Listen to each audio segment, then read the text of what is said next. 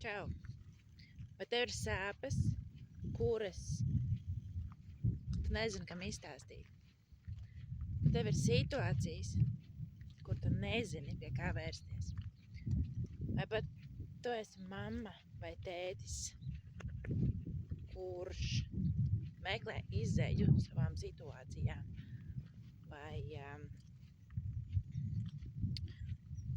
Vai nespēj ticēt sev?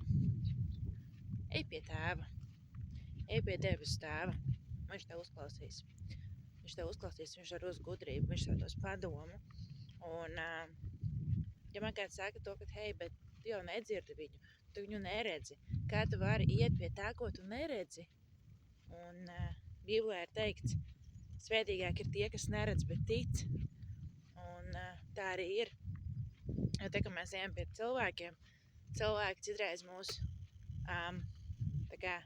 nesaprot. Cilvēki mūs citreiz vienkārši skatās no savas prizmas uz dažādām lietām. Tas ir pilnīgi normāli, un tas ir pašsaprotam. Mēs nevaram nevienu vainot par to, jo cilvēki ir cilvēki.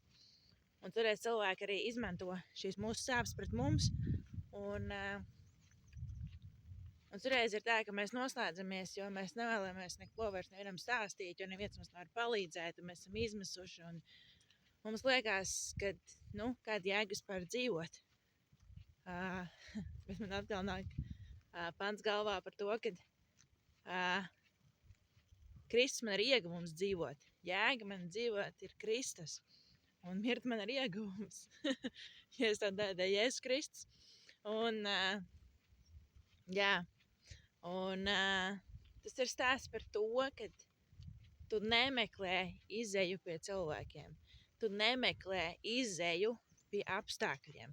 Tu nemeklē izēju pie tā, kur tās nav. Un tu vari atrast atbildes pēc sevis.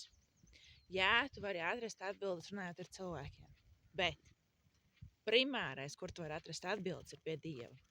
Jo viņš tevi ir radījis, viņš ir radījis tev unikālu un īpašu pēc savu tēlu un līdzības.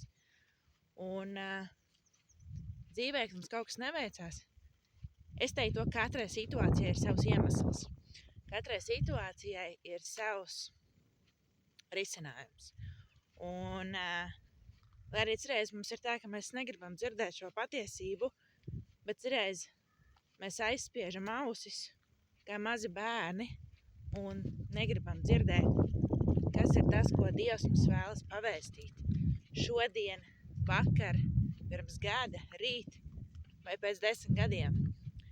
Kas ir tās lietas, ko Dievs mums ir ielicis, un kas ir tās svētības, ko viņš mums ir paredzējis. Un līdz ar to es tev aicinu iet, kā man šobrīd nāk līdz zirdziņš. Es nezinu, vai jūs redzējāt. Viņš man tepat blakām ir. Rekur. Iet pie savu debes tēvu. Iet viņam jautāt. Un tu redzēsi, ka tava dzīve būs pilna ar svētībām, ar viņu vadību un skaisto, kas ir no debes tēva. Esi attiecībās ar viņu un ej ar visām savām problēmām. Kā Bībelē rakstīts, metiet visu savu zudīšanos. Nesiet visu savu zudīšanos pie manis. Net ārā met šo savu jūgu uz manis, jo mana nasta ir viegla un mans jūgs ir viegls, saka tas kungs Jēzus Kristus. Un jāatcerēs, varbūt tu domā, kristietim ir būt grūti. Jā, bet es zinu, kāds ir mans galamērķis. Un es paļaujos un ticu uz to kungu, ka viņš man palīdzēs un dos spēku katrā situācijā.